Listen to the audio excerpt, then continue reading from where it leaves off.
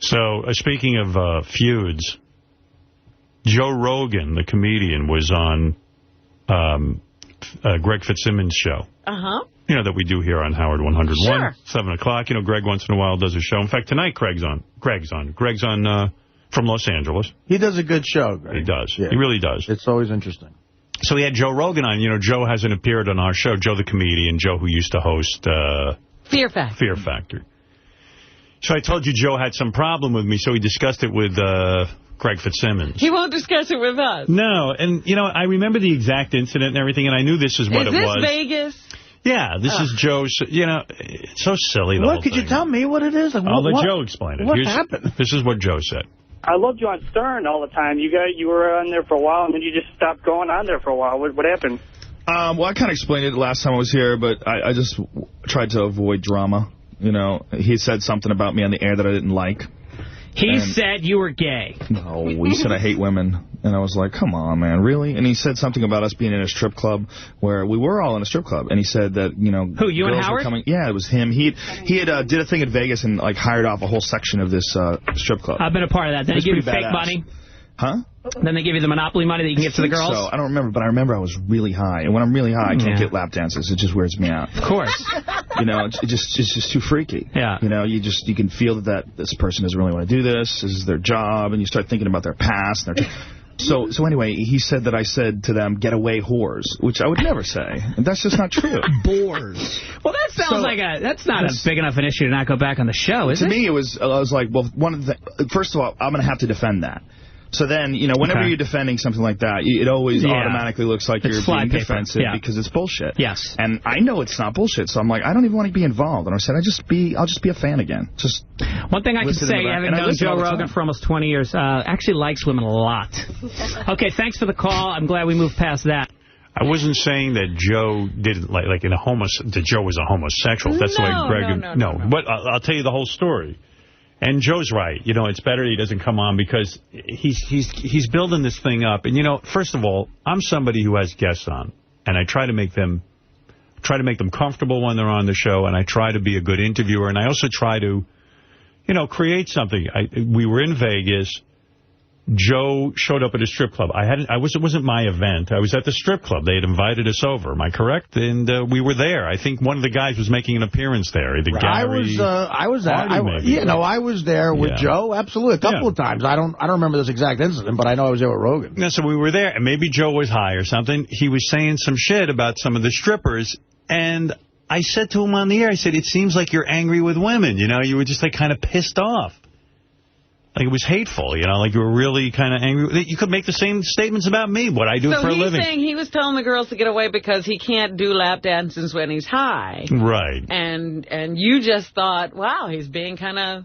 Well, no, he was saying stuff to me about the women. He was saying stuff particularly to you about the women. Yeah, he seemed angry. And I said to him, you know, sometimes you seem angry with women about what was going on that night. So he said, you know, I don't think he wanted that out there. Or as he says, he didn't say it. Maybe I misheard it. But I don't think so. But I always thought it was something that I talked about on the radio. Maybe it is something different. I remember we went out one night. In fact, it was the night that Cindy Crawford's husband had the tour bus. Remember? That's what I was definitely with you there. So, no, right. That's what I'm talking about. You guys might have had an incident, too. And I remember we walked into the strip club, and Joe goes, these girls are all fucking, you know, God, they're all fucking damaged. I fucking hate these chicks. I'm not even going to get a lap dance. Yeah, that's what he was saying. And then it came time to leave, and I went to go look for Joe, and he was back from it, like 3 chicks draped over him, and he goes, yeah, I'll meet you at the next place. Yeah. And I thought that was funny. You're right, Rogan stayed. When we went on that was the night that I had 3 chicks draped on me, and Gary made me go on that bus. I didn't mean it as a whole intellectual, like I thought Joe would just say, hey, Howard, come on, man, I was high or something. Like we'd have some interesting conversation about it. But Joe took it really personally, and I understand that he did. I mean, no, you know, now in retrospect, maybe I'm looking at it going, well, maybe I don't know, Howard. I think he's overreacting. I do too. If you listen to his comedy it was said once. I mean, you know, he's still living with it, you know, and every time he comes on now, it comes up. We did a lot of good things for him. We had him on the show, you know, and we helped him out in a lot of ways. And I think, like, you know, at one point I had a discussion with his manager, and he's like, well, if Howard was a friend, he would have never said it.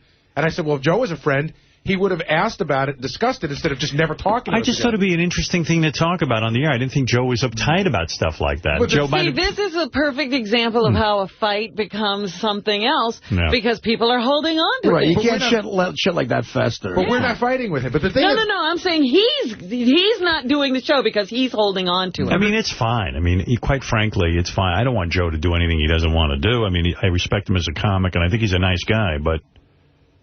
I don't know. The thing that weirded me out was Artie, you'd seen him, about 2 or 3 years ago? And Artie came back and he goes, spoke to Joe. You didn't have any problem with the show, but he clearly does. Yeah, well, according to our show log, Gary was the one who said Joe called the girls whores. But I had also heard Joe saying some stuff, and I said to Joe, sometimes it seems like you were angry that night with women, and I wanted him to talk about it on the air, but I guess it was a road he didn't want to go down.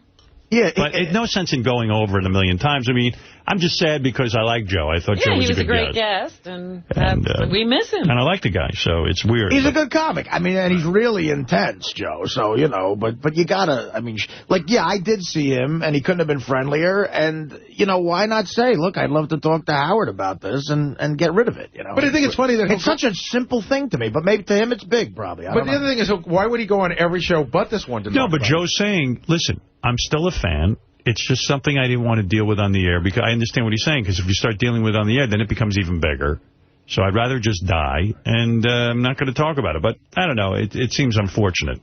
But well, it's become a bigger thing because at the time he didn't deal with it, apparently. One of his many attributes as a comic is he's brutally honest. And I mean, look, he said incredibly great things about you, and he means it. You're the Johnny Carson of our generation, which... I believe, and now, but now it's just like, to me, let it go, come back in and let's have fun again, I like it better this way. Whatever. You know what I mean? I just think it's fun. Mr. Blutarski, 0.0. You're out. Finished at Faber, expelled. I want you off this campus at 9 o'clock Monday morning.